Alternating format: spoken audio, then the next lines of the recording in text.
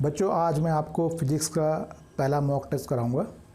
तो इसमें आपको ये करना है कि जो क्वेश्चंस होंगे उनको आप वीडियो को कुछ देर के लिए पॉज करेंगे और पहले आप खुद उसका सॉल्यूशन फाइंड करेंगे, ठीक है। और सॉल्यूशन फाइंड करेंगे, अगर तब नहीं होगा तब आप देखोगे जो मैं आपको उसका सॉल्यूशन कराऊंगा। देखिए बच्चों, आपको ये लेके चलना है कि आपको एक क्वेश्चंस को आप 40 सेकेंड देंगे और कुछ ऐसे क्वेश्चन जो थियोरेटिकल होंगे उसमें हो सकता है आपका 10-12 सेकंड में आंसर आ जाए। तो उसका फ़ायदा ये होगा कि जो न्यूमेरिकल होगा उसमें आप थोड़ा टाइम बढ़ा सकते हैं, यानी 40 सेकंड उसके प्लस जो आपने यहाँ बचाया होगा ये। तो इस तरह से आप ये करेंगे, ठीक है। और ये जो क्वेश्चंस हैं ये आपको मैं भले ही ग्रुप एक्स के एग्ज़ाम के लिए करवा रहा हूँ, लेकिन आपका जो नेवी का पेपर होगा उसमें भी उतने यूज़फुल होंगे, एनडीए का पेपर होगा उसमें भी उतने यूज़फुल होंगे, ठीक है। तो ये स्पेशली फॉर ग्रुप एक्स है। तो अब हम जो है अपना पेपर स्टार्ट करेंगे। हाँ बच्चों, हमारा पहला क्वेश्चन है the first process of the Carnot cycle is. Carnot चक्र की प्रथम प्रक्रिया होती है, ठीक है। अगर आपने कार्नोट साइकिल पढ़ा हो तो आप जानते हैं कि इस तरह का डायग्राम होता है। इसमें यहाँ पे प्रेशर यानी दाब होता है, यहाँ पे V यानी वॉल्यूम होता है, और इस तरह से ये फिर ये और ये इस तरह का डायग्राम होता है, ठीक है बच्चों। तो मैं इसको रफली बना रहा हूँ तो ज़्यादा मैंने इसमें वो नहीं करा। A से B, B से C, C से D। अब देखो ये वाला पोर्शन यहाँ पे ताप T1 है और यहाँ पे ताप T2 है, ठीक है बच्चों। अब समझिएगा इसको। अब ये T1 ताप है, यहाँ पे T1 ताप कांस्टेंट है, T1 ताप जो है यहाँ पे नियत रहता है। तो ये होता है समतापीय प्रसार, क्योंकि इसमें आयतन बढ़ रहा है, ठीक है, आइसोथर्मल एक्सपेंशन। और इसमें भी आयतन बढ़ रहा है, और लेकिन इसमें जो है ऊष्मा का आदान प्रदान नहीं होता है, हीट एक्सचेंज नहीं होती है, ये होता है एडियाबेटिक एक्सपेंशन यानी कि रुद्धोष्म प्रसार, ठीक है। इसमें आयतन कम हो रहा है, ताप नियत है, कांस्टेंट टेम्परेचर है, तो इसमें संकुंचन है, आयतन कम हो रहा है। तो ये हमारा होता है समतापीय संपीड़न। और इसमें देखो आयतन, ठीक है, यहाँ पे आप देखिए आयतन जो है कम हो रहा है, यहाँ से जा रहा है। तो ये जो है रुद्धोष्म संपीड़न होता है, यानी कि एडियाबेटिक कंप्रेशन। तो इसलिए मैंने आपको बताया कि सिर्फ आंसर नहीं बता रहा हूँ, उससे रिलेटेड कि आपके टॉपिक तैयार हो जाए। तो ये पूछा था कि पहला प्रोसेस क्या होता है। पहला प्रोसेस आपका ये वाला A2B है, जो कि समतापीय प्रसार है, आइसोथर्मल एक्सपेंशन। तो पहले वाले का हमारा जो ऑप्शन है वो ये आंसर हो जाएगा, ठीक।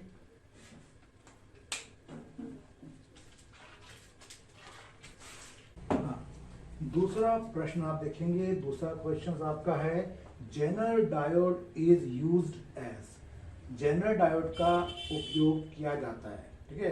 तो जेनर डायोड का उपयोग किया जाता है यह, अगर आपने इसकी थ्योरी पढ़ी होगी तो याद रखिए जेनर डायोड जो होता है वो यूज होता है एज अ वोल्टेज रेगुलेटर, यानी कि विभव नियतांक के नियंत्रक के रूप में। यानी कि अगर हमें वोल्टेज को स्टेबल करना है तो वहां पे हम जेनर डायोड का उपयोग करते हैं। तो हमारा जो दूसरा क्वेश्चन है उसका आंसर है बी।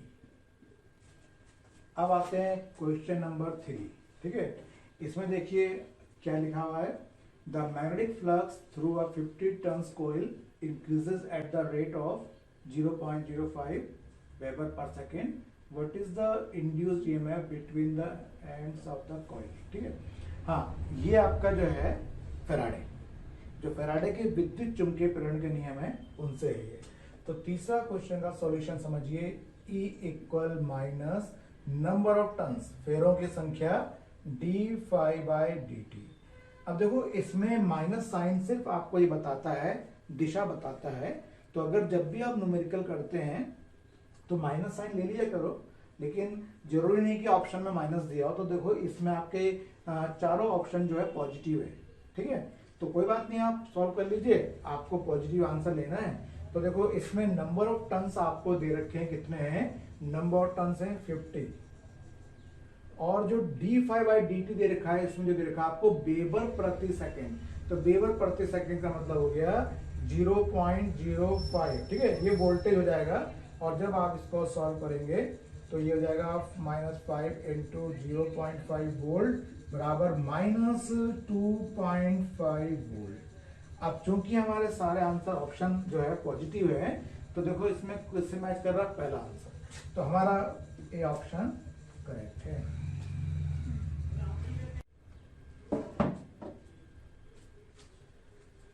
प्रश्न नंबर है अब हमारा 4th। क्या है प्रश्न नंबर, देखो, if a simple pendulum is immersed in water then its time period will be. यदि एक सरल लोलक को जल में डुबो दिया जाए तो उसका आवर्तकाल क्या होगा। ठीक है, बढ़ेगा घटेगा ऐसे पूछा हुआ है। तो याद रखिए चौथा क्वेश्चन है, तो जो t होता है t बराबर 2 पाई √ लेंथ डिवाइडेड बाय g। अब देखो इसमें जो परिवर्तित हो रहा है वो g से रिलेशन है बस। अब आपको ये ध्यान रखना है कि जब भी हम किसी सरल लोलक को किसी द्रव में डुबाएंगे, या द्रव हो जाए कह दे, गैस कह देगा, फ्लूइड्स कह देगा, तो याद रखना किसी भी द्रव या गैस के अंदर जो g की वैल्यू होती है, इस चीज क्या बोलते हैं हम, एक्सेलेरेशन ड्यू टू ग्रेविटी, यानी कि गुरुत्वीय त्वरण। तो ये जो चेंज होती है 1 - density of body divided by, इसको मैं यहाँ लिख देता हूँ, तो ये जो आएगा g डैश बराबर g 1 -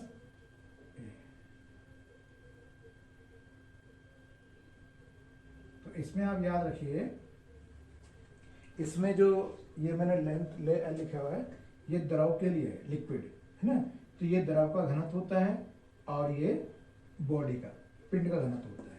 तो कहने का मतलब है कि जो किसी भी द्रव में, किसी भी गैस में जो एक्सेलरेशन ड्यू टू ग्रेविटी है g डैश, वो कम हो जाती है।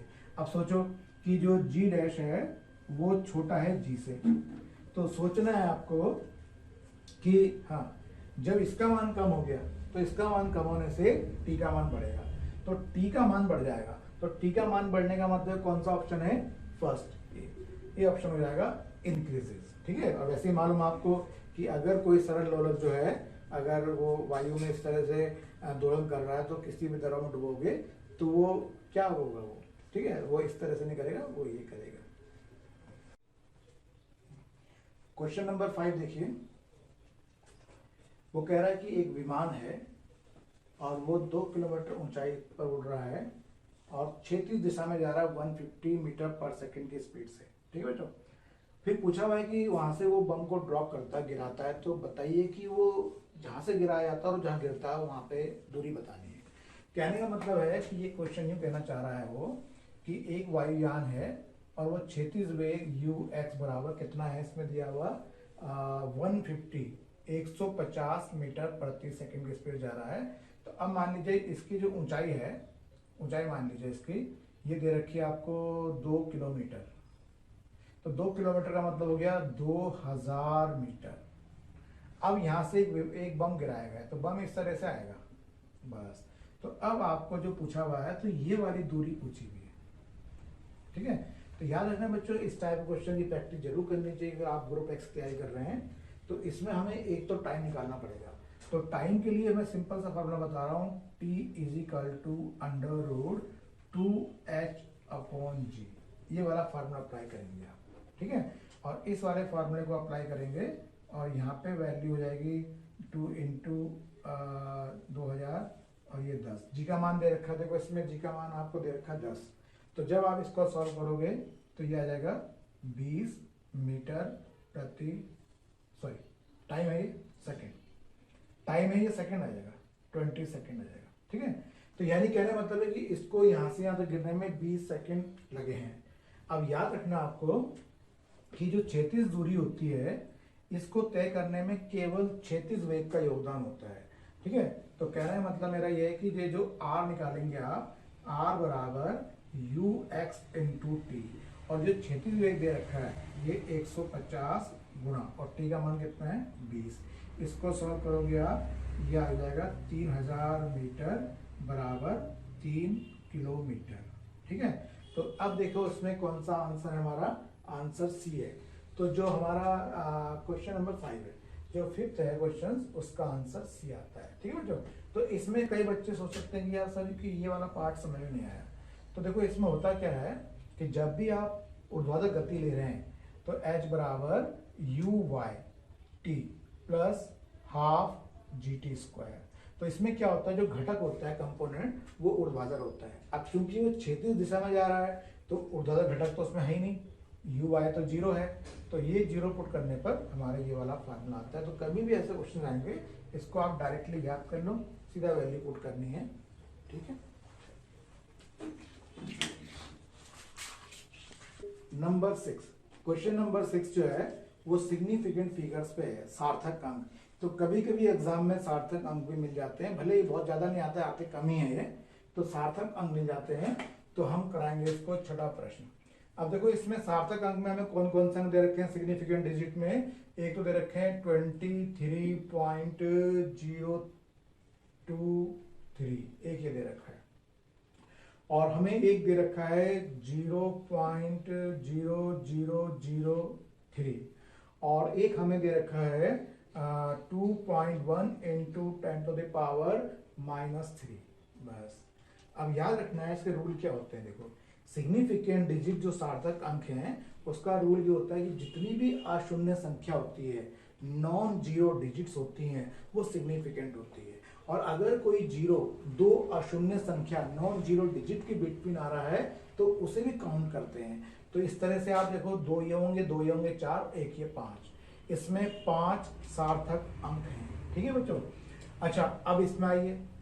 अब देखो सिग्निफिकेंट डिजिट का एक रूल है कि यदि नंबर, कोई भी संख्या अगर 1 से छोटी है 0.2, तो क्या होगा, अगर वो 1 से छोटी है तो दशमलव के बाद की जितने भी जीरो हैं, यानी कि कोई भी नॉन जीरो डिजिट जो है, जो अशून्य संख्या है, उससे पहले के जितने भी जीरो हैं वो काउंट नहीं होते हैं, उन्हें गिनते नहीं है। तो इसमें कितने आया, 1। ठीक है, अच्छा अब सार्थक अंक में क्या होता है, एक रूल ये होता है कि अगर कोई 10 की घात में संख्या लिखी हुई है तो सिग्निफिकेंट डिजिट, ठीक है, हाँ, काउंट करने में उस घात का प्रयोग नहीं करते हैं, आप सिर्फ ये देखेंगे, बस इसमें 2 डिजिट है तो ये आपका हो गया 2। तो इस तरह से जो आंसर है सिक्स्थ का वो 5, 1 एंड 2, और ये आपको मिल रहा है बी ऑप्शन। ठीक है, तो सिक्स्थ वाले का बी आंसर है। अब देखिए 7वां क्वेश्चन है, working principle of transformer is. ठीक है, यानी जो ट्रांसफार्मर का कार्यकारी सिद्धांत है वो पूछा हुआ है। तो बस अगर आपकी थ्योरी क्लियर है, आपने स्टडी कर रखी है, तो आपको पता है कि ये जो ट्रांसफार्मर होता है वो किस पे आधारित होता है, म्यूचुअल इंडक्शन पे, यानी कि अन्योन्य प्रेरण पर। तो आंसर हमारा हो गया सी। ठीक है, तो इसमें ऐसा कुछ नहीं था, आपको सिंपल जो है इसे अप्लाई करना था।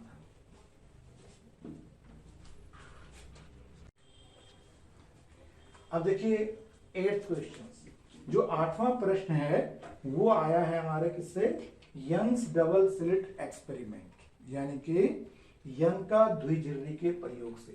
तो इसमें ये क्या, इसमें कहा गया है कि यंग का एक द्विझिल्ली का प्रयोग है, उसमें जो प्रकाश हम यूज कर रहे हैं उसकी वेवलेंथ दे रखी है, तरंगदैर्घ्य दे रखी है, और फ्रिंज की चौड़ाई दे रखी है ना। और फिर वो कह रहा है कि यदि संपूर्ण उपकरण को हम जो है इतने अपवर्तनांक के दरों में डुबो दें तो बताइए नई चौड़ाई क्या होगी। बहुत सिंपल, देखो इसमें मैं आपको बहुत सिंपल तरीका बता रहा हूं कि याद रखिए, ये क्वेश्चन नंबर कौन सा है हमारा, 8। अगर हमें पहली चौड़ाई बीटा दे रखी हो, ठीक है, हाँ, और बाद में कहा जाए कि उसको हमने एक किसी द्रव में या किसी उसमें डुबो दिया, गैस में, तो याद रखिए जो नई चौड़ाई होती है वो पुरानी चौड़ाई बटे अपवर्तनांक, ये फार्मूला होता है। ठीक है, क्योंकि मैं आपको सिंपल फैक्ट बता रहा हूँ इसलिए मैं उनका यूज नहीं करूंगा, तो ये तरीका होता है। तो अब देखो इसमें हमें जो बीटा गिवन है वो कितना गिवन है, 2 mm मिलीमीटर, ये आपको दे रखा है 2 mm मिलीमीटर, और जो अपवर्तनांक दे रखा है आपको वो कितना है, 4/3, बस 4/3। और जब आप इसको सॉल्व करोगे तो ये 3/2 बराबर 1.5 mm। ठीक है, तो 1.5 mm आ जाएगा, हमारा आंसर है डी। तो जो 8th का जो आंसर है वो डी आंसर होगा।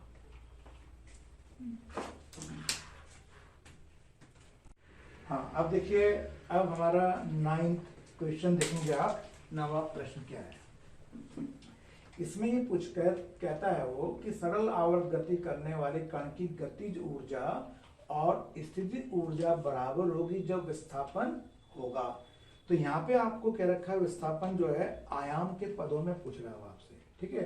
तो मैं आपको बता दूं कि सरल आवर्त गति में जो है, ये 9th क्वेश्चन है हमारा। तो सरल आवर्त गति में जो हमारी एक तो होती है स्थितिज ऊर्जा, इसे हम बोलते हैं पोटेंशियल एनर्जी, वो लिखी जाती है हाफ के, ठीक है, वाई स्क्वायर। तो यहाँ पे जो के स्प्रिंग कांस्टेंट होता है, ये के होता है, इस के का मान जो होता है ना, हाँ, इस के का मान हम जो लिखते हैं के बराबर एम ओमेगा स्क्वायर आता है, ठीक है। ये द्रव्यमान है और ये कोणीय आवृत्ति, एंगुलर फ्रीक्वेंसी है। देखो, इसमें वाई डिस्प्लेसमेंट है, विस्थापन है, और ये के कांस्टेंट है।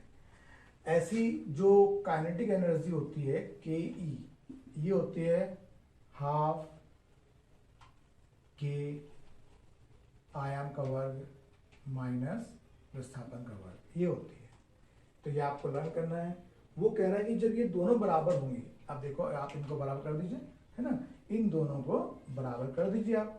तो ये हाफ के वाई स्क्वायर इक्वल हाफ के ए स्क्वायर माइनस वाई स्क्वायर, और जब आप इनको सॉल्व करेंगे तो ये आपका हो जाएगा इधर को 2y स्क्वायर इक्वल, तो y इक्वल हो जाएगा आपका हाउ मच, y इक्वल हो जाएगा प्लस माइनस ए अपॉन रूट, ठीक है।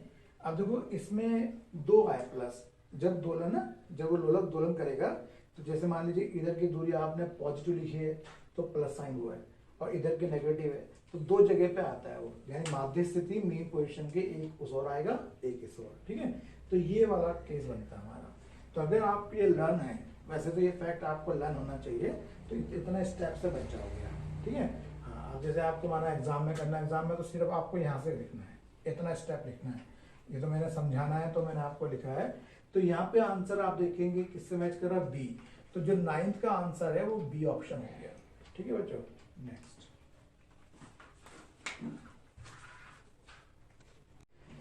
अब देखो बच्चों, 10वां क्वेश्चन हमारा है SI unit of inductor is, प्रेरकत्व का एसआई मात्रक होता है। बिल्कुल फैक्ट है, थ्योरी है, पढ़ा है आपने, ठीक है।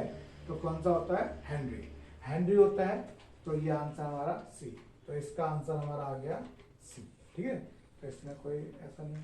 बाकी फैराड आपको मालूम है किसका होता है, धारिता का होता है, कैपेसिटेंस का होता है, कूलाम मालूम है चार्ज का होता है, आवेश का होता है, पास्कल दाब का होता है, प्रेशर का, ठीक है। तो आंसर हमारा सी है।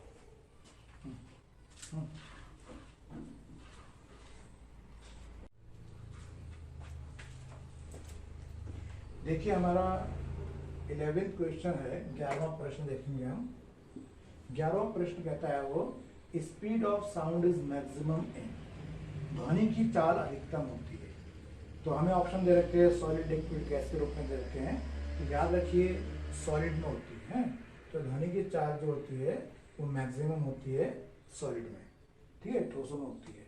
और कई बार आपको अगर जैसे ये दे रखा है, ठोस भी दे रखा है, लकड़ी दे रखा है, तांबा दे रखा है, इस्पात, लोहा दे रखा है, आयरन, तो उस केस में आयरन में होती है, ठीक है, इस्पात में मैक्सिमम होती है। तो साउंड चैप्टर से मोस्टली क्वेश्चंस आ जाता है, इसलिए आप लोग क्या करें।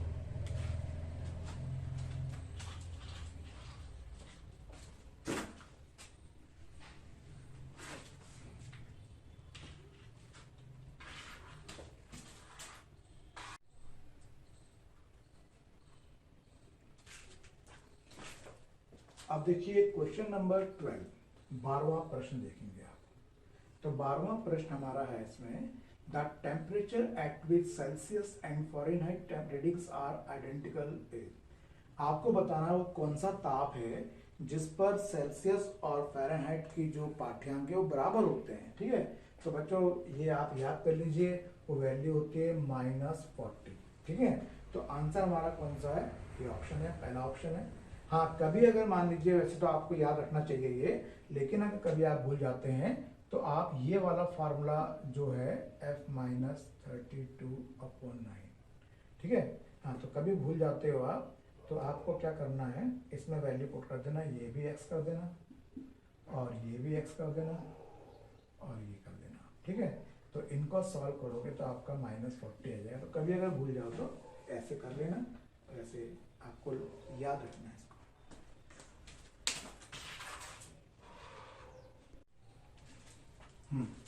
अब देखिए हमारा जो 13वां प्रश्न है क्या है, वो कहता है कि the inputs of a NAND gates are connected together, the resulting circuit is. वो यूँ कहता है कि अगर हमारे पे कोई नैंड गेट है, अब देखिए ये नैंड गेट है, ये आपका, ठीक है, ये नैंड गेट है। वो कहता है कि यदि हम इनके दोनों इनपुट को जोड़ दें, कहने मतलब है वो आपको ऐसे बोलता है कि अगर हम इन दोनों इनपुट्स को जोड़ दें तो बताइए ये क्या बन जाएगा। तो याद रखिए नैंड गेट के अगर हम दोनों इनपुट जोड़ दें तो वो नॉट गेट बन जाता है, वो इन्वर्ट कर देता है, इन्वर्जन कर देता है वो, ठीक है। तो हमारा जो इसमें आंसर आएगा वो सी आंसर है। तो 13वें का आंसर सी है।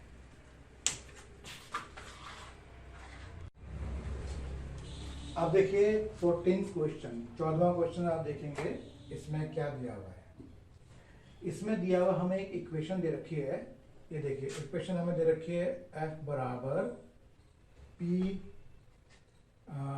t-1 plus q into T, ये दे रखा है। तो हमें ये दे रखा है कि एक बल है, फोर्स है, और उसको हमें इस फॉर्म में दिया हुआ है।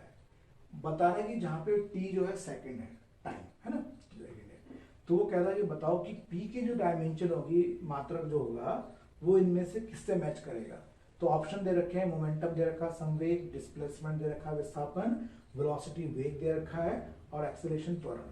तो बिल्कुल कैसे करना है आपको, देखो याद रखना, by principle of homogeneity of dimension, विमाओं की समानता के नियम से हमेशा समान विमाएं ही जोड़ी जाती है। इसका मतलब है इसकी विमा और इसकी विमा बराबर होंगी, यानी इन दोनों की डायमेंशन इक्वल होगी। और जब हमने इनको इसके इक्वल कराया तो इसकी डायमेंशन विमा इसके इक्वल है, इसकी डायमेंशन विमा इसके इक्वल है। तो आप सिंपल सा लीजिए f बराबर p t-1, ठीक है, बस। अब आप इसकी डायमेंशन पुट कर दीजिए और इसकी डायमेंशन कितनी होती है, ये होती है, ठीक है, ये होती है, और ये p हो गया, और ये इसको आप लिख सकते हैं 1/t लिख सकते हैं इसकी डायमेंशन। और जब आप इसको सॉल्व करोगे तो सॉल्व करने पर ये आ जाएगा ये।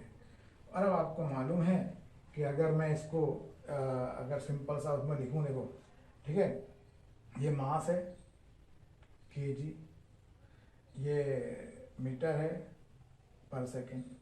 तो अब बताओ ये मात्रक किसका है, तो ऑप्शन हमारा है संवेग, पहला वाला ऑप्शन है, ये ऑप्शन आंसर आ गया।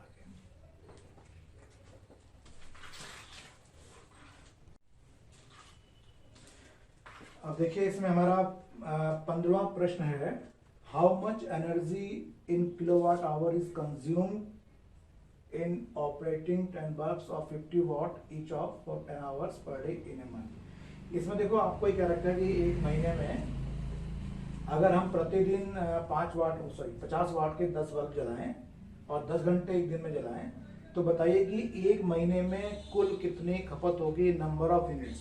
तो याद रखिए किलोवाट आवर जो है, किलोवाट आवर, ठीक है, किलोवाट आवर ही जो होता है वो यूनिट होता है। तो इस टाइप के क्वेश्चन जो है कैसे करेंगे समझिए। 15, तो इसमें जो होता है नंबर ऑफ यूनिट्स, तो नंबर ऑफ यूनिट्स का फार्मूला होता है वॉट इनटू आवर्स अपॉन 1000। इसका मतलब है वाट गुणा घंटे, वाट गुणा घंटे बटे 1000। अब देखो कितने बल्ब हैं, बल्ब हैं, कुल बल्ब हैं इसमें 10 बल्ब हैं 50 वाट के, तो यानी कि कुल वाट हमारी हो गई 50 गुणा 10। और एक दिन में कितने घंटे यूज हो रहे हैं, एक दिन में होते हैं 10 घंटे। और एक महीने में याद रखिए कि जब तक आपको कोई पर्टिकुलर मंथ नहीं दे रखा है, तो जब भी महीना बोलेंगे तो आपको 30 दिन लेने हैं, ये ध्यान रखना। आपको, है 30 दिन लेना है। फिर मासिक पूछे, महीना पूछे तो ये। अब आप इसको फॉर्मूला अप्लाई कर दीजिए। तो इस तरह से आप देखेंगे 3 जीरो ये कट गए, ठीक है। तो 5 से 15 हो गए, जीरो हो गए। तो हमारा आंसर आ गया 150 किलोवाट आवर, है ना। तो ये हो जाएगा किलोवाट आवर। इसी को हम बोलते हैं यूनिट, बोलते हैं इसी को यूनिट। यूनिटों की संख्या आता है ना, यूनिटों की संख्या। अच्छा याद रखना कि यहाँ तो खैर क्वेश्चन था, कोई दिक्कत नहीं। कभी एग्जाम में ऐसे क्वेश्चन आते हैं कि किलोवाट आवर को हम सही तरीका क्या है इसका, तो इसमें देखिए के जो है स्मॉल के से होगा, डब्ल्यू कैपिटल से होगा, एच स्मॉल से होता है। खैर इसमें तो कोई बात नहीं। तो हमारा आंसर इसमें आ गया है डी। तो 15वें का जो आंसर है वो डी आ गया।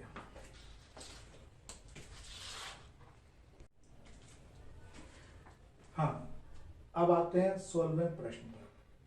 The angle of dip at magnetic equator is, ठीक है, यानी कि चुंबकीय भूमध्य रेखा पर जो है नति कोण का मान कितना होता है, ये आपको याद ही होगा। 16वां प्रश्न है, ठीक है। कितना होता है, 0 डिग्री। तो 0 डिग्री आंसर हमारा कौन सा है, ये ऑप्शन, पहला ऑप्शन हो गया हमारा ये, ठीक है, राइट, ये हो गया।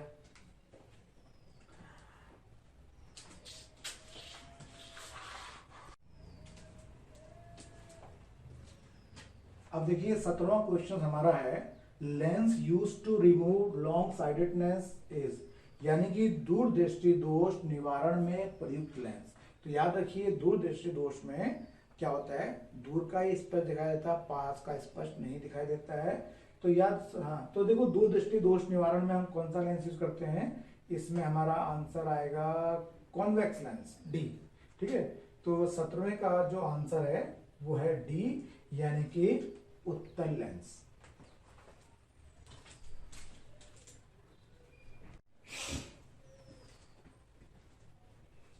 अठारहवां प्रश्न देखेंगे आप। 1 kilowatt hour is equal to, 1 kilowatt घंटा होता है।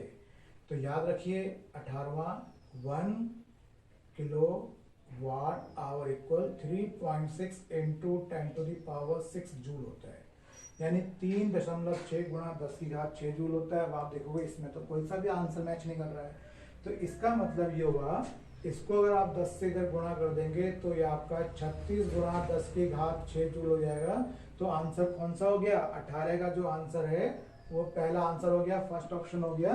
तो ये 19वां क्वेश्चन देखेंगे आप। Sky appears blue due to, आकाश के नीला दिखाई देने का कारण है, ठीक है।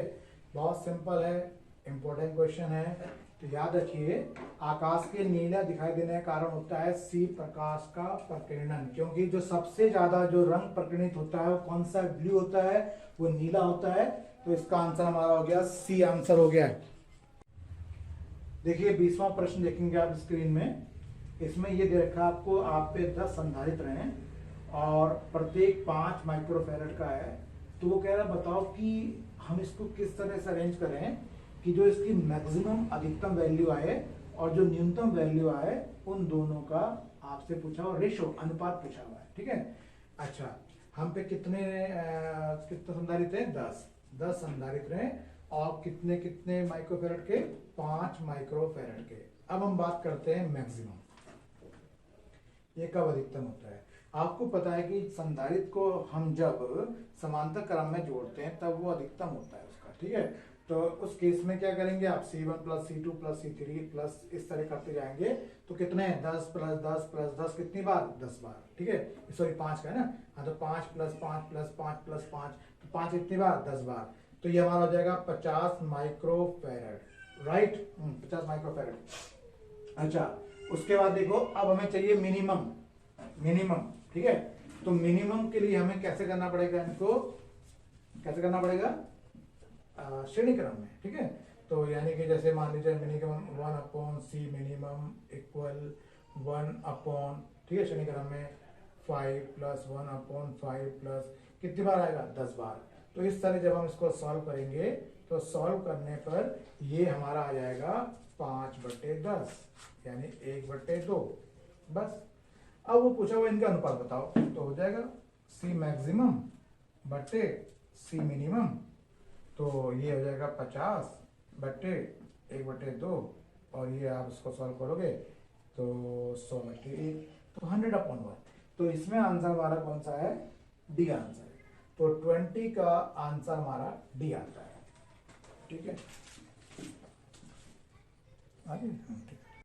अब देखिए क्वेश्चन नंबर 21 स्क्रीन में है।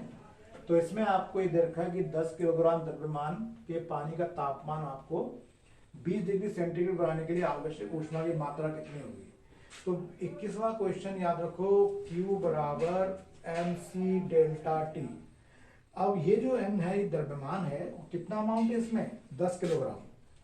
और जो यहाँ पे C है उसे हम बोलते हैं स्पेसिफिक हीट, यानी कि विशिष्ट ऊष्मा। और ये आपको दे रखी कितनी? ये दे रखी है यहाँ पे आपको 4.2 दे रखी है, 4.2। और के, हाँ याद रखना, किलो जूल पर केजी दे रखी है, देखना किलो जूल पर केजी। और डेल्टा टी आपको दे दिया 20 बस। और जब आप इसको सॉल्व करेंगे, इसको सॉल्व करने पर आपका आ जाएगा, ये हटा दीजिए, 840। और याद रखना है कि ये जो सी है हमारा वो किलो जूल पर केजी है, तो किलो जूल आएगा, किलो जूल। और इस तरह से इसमें आंसर हमारा जो मैच करेगा वो डी आंसर है, राइट, डी ऑप्शन। 22वां प्रश्न देखेंगे आप, star appears twinkling due to. तारे किसके कारण टिमटिमाते प्रतीत होते हैं? तो याद रखिए इसका आंसर होता है वायुमंडलीय अपवर्तन। ठीक है, वायुमंडलीय अपवर्तन यानी कि एटमॉस्फेरिक रिफ्रैक्शन, रिफ्रैक्शन। तो लेकिन यहाँ पे वायुमंडलीय भाई कोई दिक्कत नहीं, रिफ्रैक्शन है, तो आप जो है सी आंसर कर दीजिए। तो आंसर सी कर दीजिए।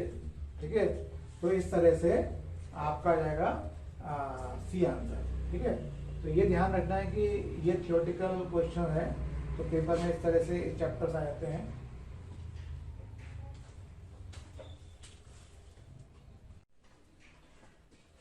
तेईसवां क्वेश्चन देखेंगे आप।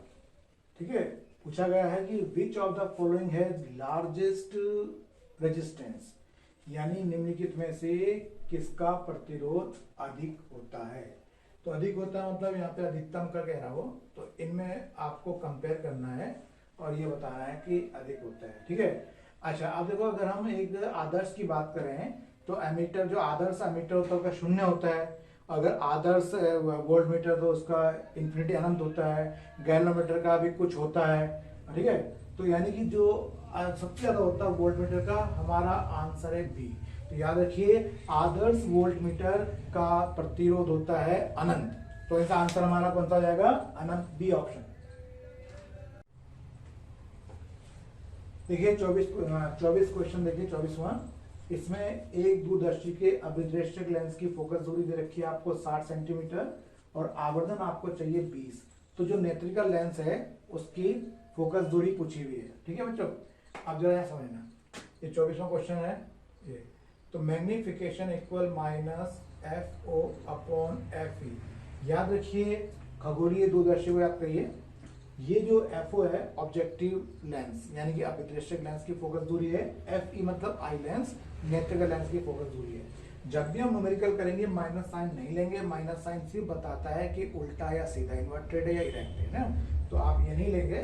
तो अब मैं वैल्यू पुट कर देता हूँ, मुझे ये दे रखा 20 और जो अभिदृष्टक लेंस है यानी FO ये हमें दे रखा हाउ मच, ये दे रखा हमें 60 और FE पूछा हुआ है। ठीक है, मैंने कहा ना माइनस साइन की हमें जरूरत नहीं है, हम सिर्फ लेंगे।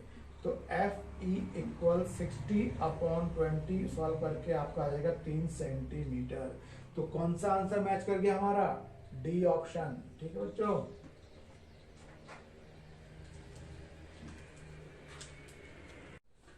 हाँ अब आते हैं आखिरी प्रश्न।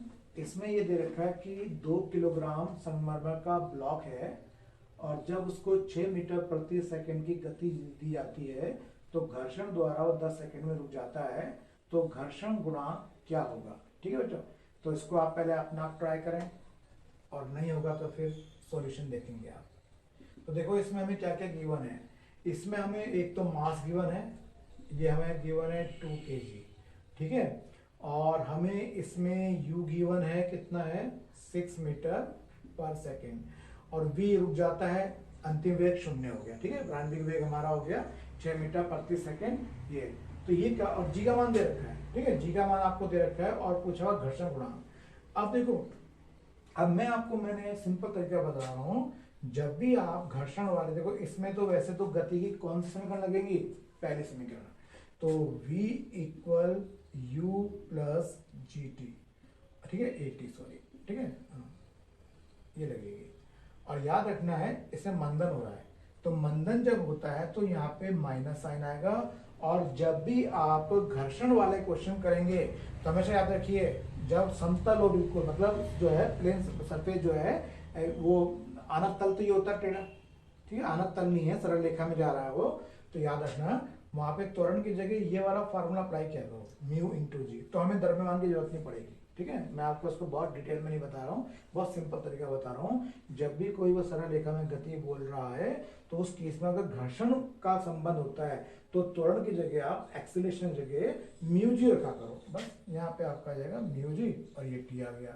वी कह रहा हूँ रुक गया, अंतिम वेग है ना, रुक गया वो, अच्छा ये 6 हो गया। और ये म्यू हमें निकालना है, जी का मान 10 है और टी का मान भी हमारा 10 है। और ये हम जो सॉल्व करेंगे तो 6/100, 0.06, ठीक है। तो इस तरह से ये हमारा आंसर किससे मैच कर रहा है, सी आंसर। तो बच्चों इस तरह आपने देखा, ये जो 25 क्वेश्चन मॉक टेस्ट में मैंने जो आपको कराए हैं, है ना, इम्पोर्टेंट क्वेश्चंस हैं। और आप इसको अगर आपने सही तरीके से किया होगा, जैसे आपने पहला क्वेश्चन देखा, वीडियो को पॉज करा, पहले आपने 30-40 सेकंड के अंदर आंसर लाने की कोशिश करी, फिर आपने सॉल्यूशन देखा, और इस तरह से लास्ट में आपने अपने मार्क्स देखे हैं। अगर आपने सही करा है तो +1, और अगर आपने रॉन्ग किया है तो माइनस, ठीक है, 0.25 करेंगे आप। इस तरह से अगर आप तैयारी करोगे तो मॉक टेस्ट का आपका करने का फायदा होगा, जिससे कि आप ये देख सकते हो कि यार आपने जो डिसाइड किया था कि आप पेपर किस तरह से हैंडल करेंगे, टैकल करेंगे, अगर वो तरीके से हो गया है, नहीं हो पाया तो अगले टेस्ट में अप्लाई करेंगे, ठीक है। तो इस तरह से आप, और जो जो टॉपिक मैंने कराए इस टॉपिक पे आप अपनी थ्योरी और क्लियर कीजिए, फिर हम जो नेक्स्ट सेकंड टेस्ट लेके आएंगे उसे आप कर लेंगे। ओके, थैंक यू, जय हिंद, वंदे मातरम।